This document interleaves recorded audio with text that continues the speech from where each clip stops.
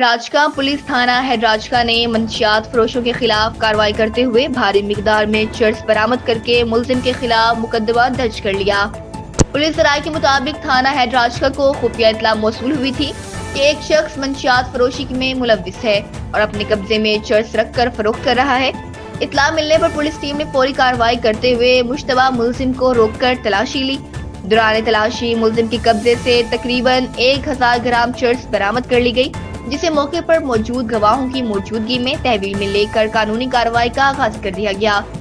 S H O تھانہ head راجکا محمد work کا کہنا ہے کہ ملزم کے خلاف control of narcotic substance act 1997 کے تحت مقدمہ درج کر کے مزید تفتیش شروع کر دی گئی ہے تاکہ منشیات کے نیٹ ورک سے جڑے دیگر افراد تک بھی پہنچا جا سکے۔ انہوں نے کہا کہ منشیات فروش معاشرے کے لیے ناسور ہیں جو نوجوان نسل کو تباہی کی طرف دھکیل رہے ہیں، اس لیے ایسے عناصر کے خلاف بلا امتیاز کارروائیاں جاری رکھی جائیں گی۔ ایس ایچ او نے عوام سے اپیل کی کہ منشیات فروشی یا دیگر جرائم کی اطلاع فوری طور پر پولیس کو دی جائے تاکہ بروقت کارروائی عمل میں لائی جا سکے۔